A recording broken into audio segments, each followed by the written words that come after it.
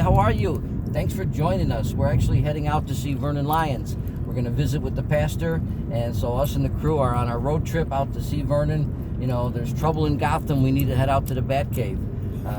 It's always good to hear Vernon. He's going to talk to us about marriage and give us some pointers that pertained 100 years ago and are just as relevant today.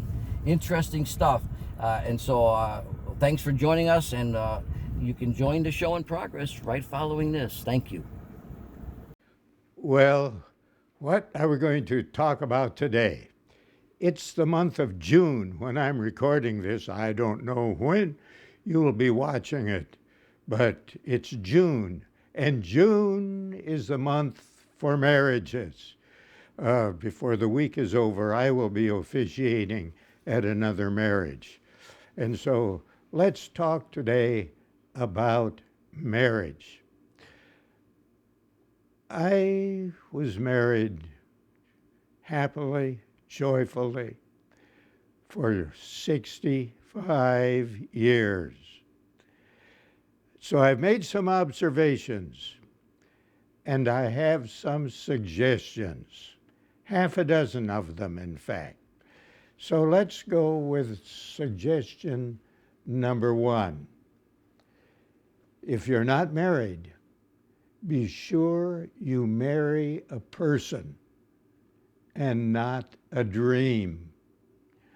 Growing up, it's easy to fantasize. Movies, romantic novels contribute to this nonsense. And then, as you're nearing adulthood, there pops into your life some person, and you think, here, my dream has come true. I have met this very, very special one. Of course, it doesn't work out that way. You do not marry a fantasy, a myth. You marry a person, a real, live, total human being. I have a temptation when I conduct a marriage service that I've never yielded to it yet, but I've had to fight it off. You know, you come to the part in that service when you say, and that's where I have my problem, dearly beloved, we are gathered here in the presence of God, His holy angels, and this Christian congregation to unite in holy marriage these two sinners. Well, it's true, but I've never said it, but that's no guarantee. I may slip someday and do it. And whoever you marry, it's guaranteed this person is a sinner, and maybe more of a sinner than you ever thought. But if you're married, you have to live in the real world with a real person who has failings and faults of every kind. And these you have to accept and get along with somehow. So suggestion number one is, be sure you marry a real person with all their baggage and not a dream, and think you're going to live in this make-believe, this fantasy world. Another suggestion, number two here, that marriage is not the solution to any problem. You think you're lonely, so you're going to get married. Some of the loneliest people I know are married people. No, marriage complicates life. It does not solve your problems.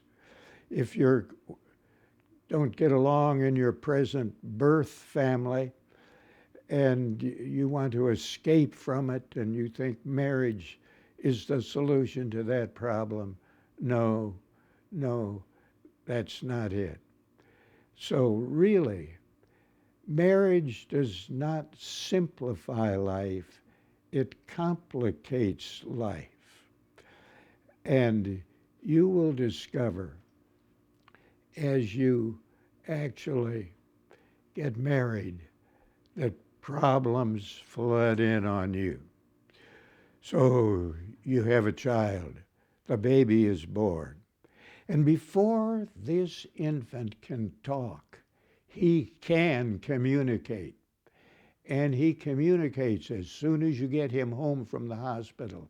He communicates that he wants you on his schedule, and that never stops as he's growing up. His scheduled school, his scheduled a school play, his scheduled a little league game, his schedule, and you're supposed to be there. It never stops. And the old thing, two can live as cheaply as one. You would think that that text is in the Bible someplace, but it's not to be found there. No, no, no, no. And the bills start coming when you're married, and they come with the children, and they start piling up, and you discover that marriage is very costly. And you may even think at some point that marriage is only for millionaires and that ordinary people can't handle all these problems that they have. No, that's it. So remember, suggestion number 2, that marriage is not the solution to any problem you have, because marriage complicates life and adds problems to it. Suggestion number 3, it's an alert. Be wide awake. Know that in marriage, you are getting more relatives. A father-in-law, mother-in-law, sisters, brothers-in-law. Yes, you're getting a whole troop of them, which means more obligations, which means more birthdays to celebrate and remember. In other words, it tends to complicate life. You've just got more people, and more people to get along with, more people to remember, more people to love, more people to be kind to, because marriage adds to your relationships.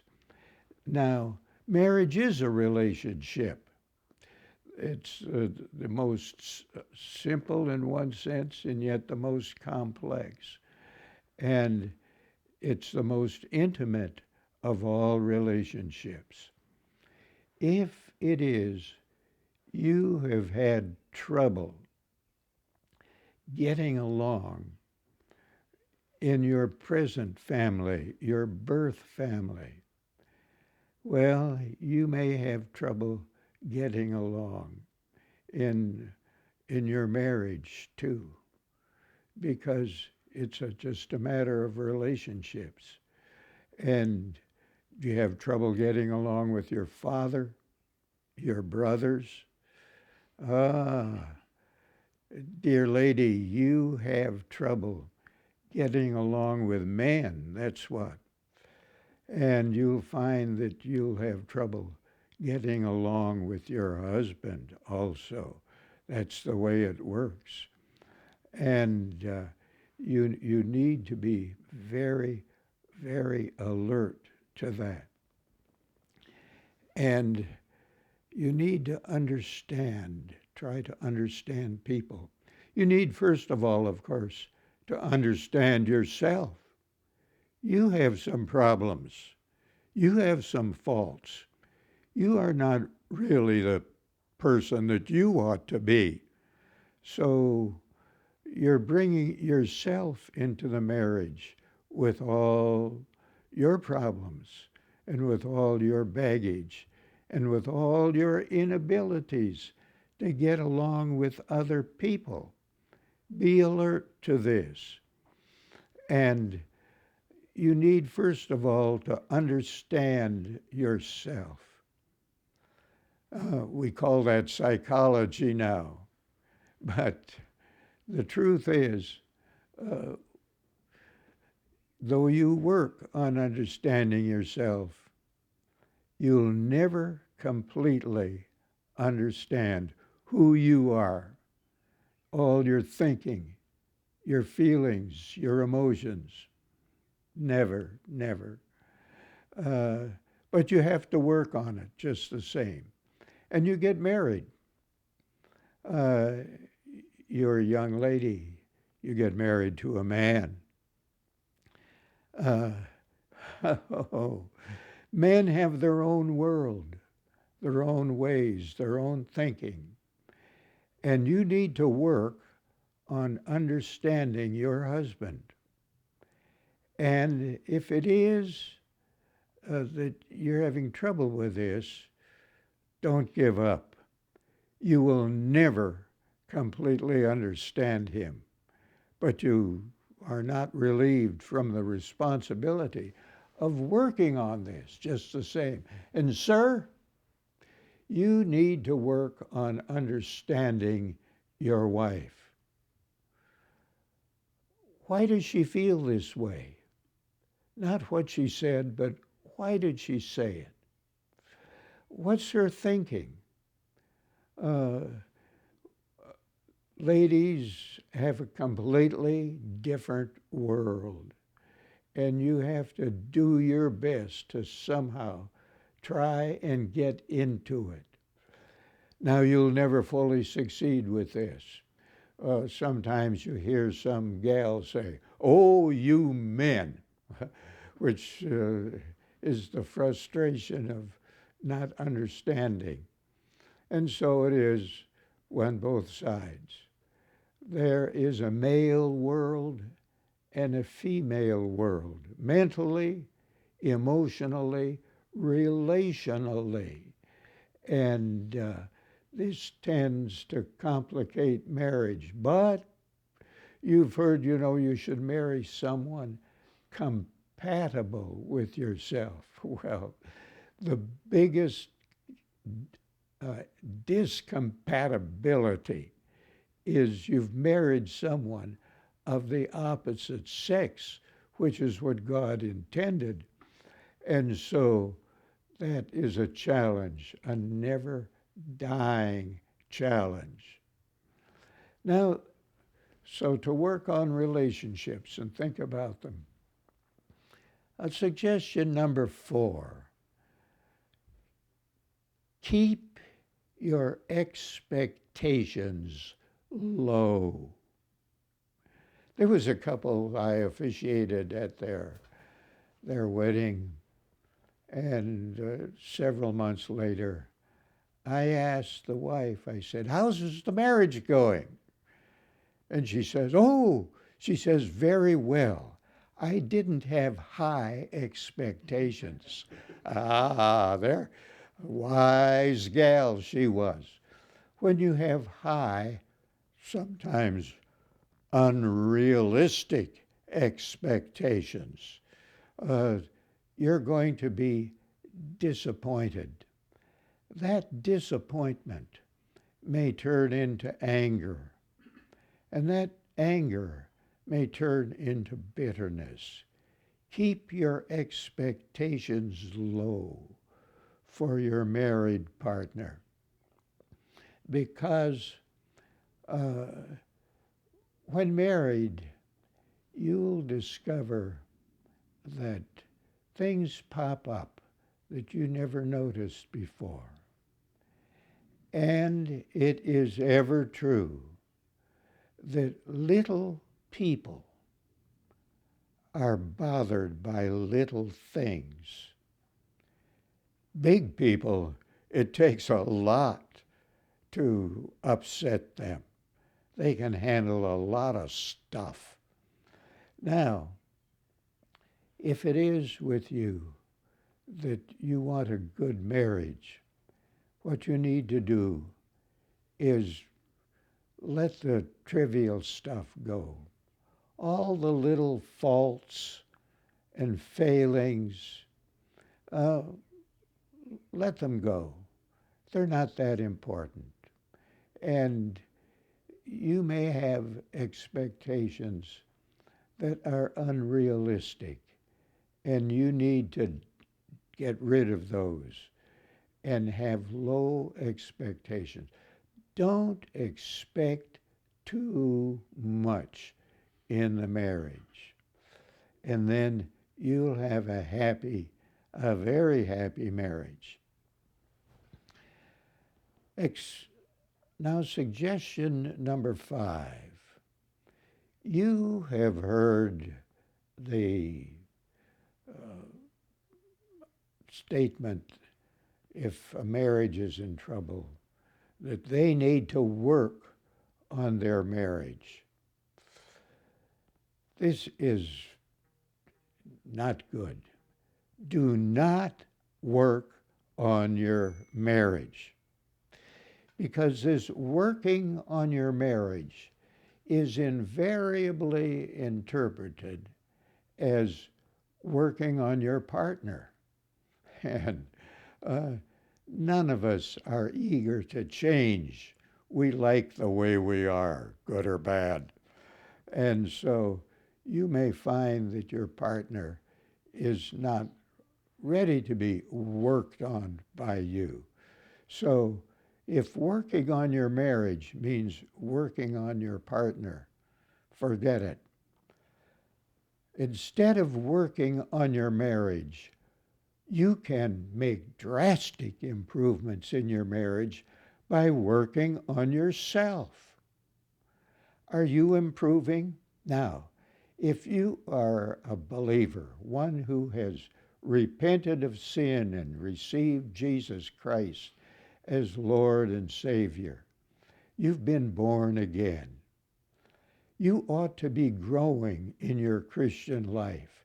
And if you're in the Word and in prayer and in daily fellowship with the Lord and with His people, you will be growing as a Christian. Now, the amazing thing is that as you grow, that is, as you improve as a Christian, you are growing and improving as a person. And as you grow and improve as a person, you are improving as a married person. And that's good. So when you work on yourself, work on your spiritual life, work on who you are. And as you grow and improve, you'll find that your marriage will grow and improve also as you make progress spiritually. And so the best thing you can do for your partner is encourage your husband, your wife, in their spiritual life, in their Christian life.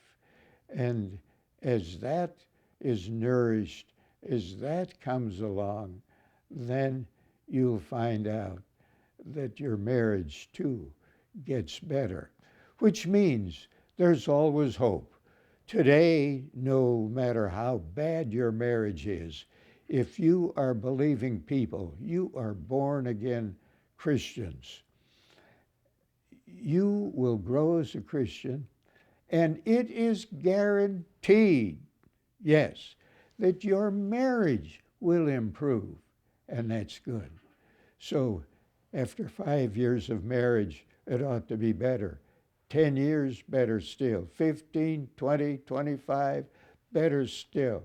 It will finally get so good you can hardly stand it, you know. It just, you'll wonder, how could this relationship flourish like this and be so wonderful? Well, it has become such because you have worked on yourself and you have improved. So it gets better. Well, how are we doing here now? We said, first of all, that you should marry a person, not a dream. And then, secondly, we've said that marriage is not the solution to problems, but really generates problems. And then we talked about relationships, number 3, and number 4, that you should keep your expectations low for your partner and high for yourself, by the way. And number 5, we just finished, that you don't work on your marriage. You work on yourself. And this is guaranteed to improve your marriage. Now, we're down to number 6. We're making it through this finally. Not that these are all the suggestions that can be made, but this is a good start, and this will help you. Suggestion number 6 is, in the marriage relationship, be a giver. If you married to get, oh no, then you're in a problem. And by the way, this is true of all relationships, of which marriage is just another but very high and holy relationship. In any relationship, if you're determined to give rather than get, where you work, and now you look forward to payday, of course, and so you intend to get some money for showing up and doing what you're supposed to do. But shift your thinking a little bit at work, that you're not just getting money for yourself. Are you actually making money for your employer? Because as he prospers, you prosper. You should be making money for the company. And if this means staying a little later to get something finished and not getting paid for it, that's okay, because you're there not to get, but to give. If it means helping someone else who's new on the job and giving them a little help or boost, that's okay. And you have to work harder to get your work done. That's okay.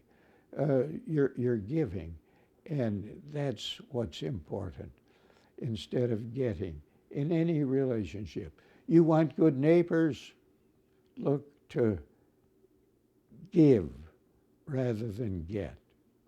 In every relationship of life, look to give, not to get.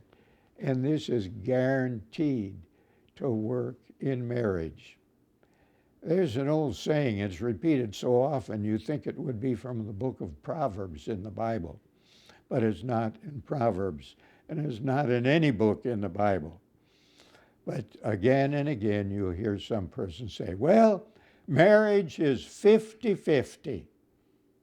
That is the dumbest statement that you could ever hear, because it does not work. It will not work. First of all, how are you going to manage this so you can measure it? There's no way you can measure this. Furthermore, if marriage is 50-50, you are dead sure you are giving your 50%. Yeah. And you're just as sure that your married partner is not giving his or her 50%. And if they'd step up and measure up, this marriage would go better. Forget this marriage is 50-50 stuff. It's bunk, and it will not work. So you say, well, what is it? Marriage is 100%.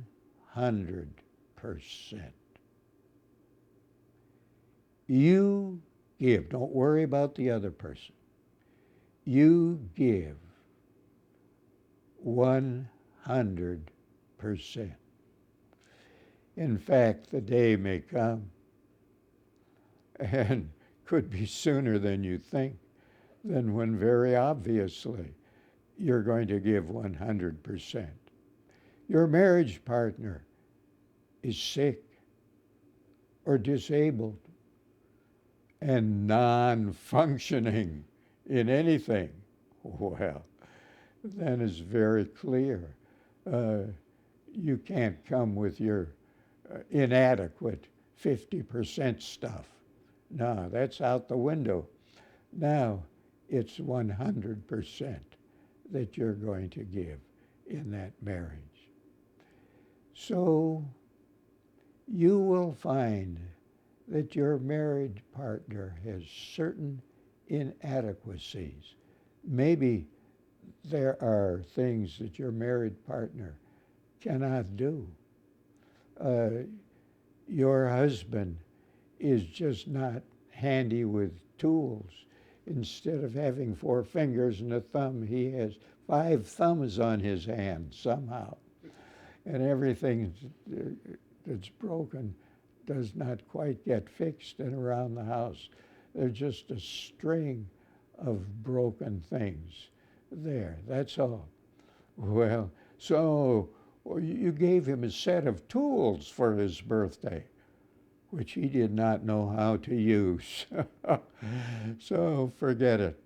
You're going to have to find out who the neighborhood handyman is and employ him to get this and that fixed in the house, and forget about your husband doing it. And so we all have inadequacies. And sir, you're going to find your wife has some down days emotionally when she's just not functioning with all her positive feelings. Well, you're going to have to take that in stride. Up the encouragement that you offer, and don't fuss about trivial matters or little faults that are not being made. No, let them go. Overlook them. There's a certain blindness which is very important in marriage. And if you are a giver, you'll step up and more than fill the inadequacies, and they'll be there, of your married partner. And so have a blessed marriage by being a God-blessed person. Have enough joy so it overflows to your partner, enough encouragement, and enough prayer so that the marriage goes well, and it will.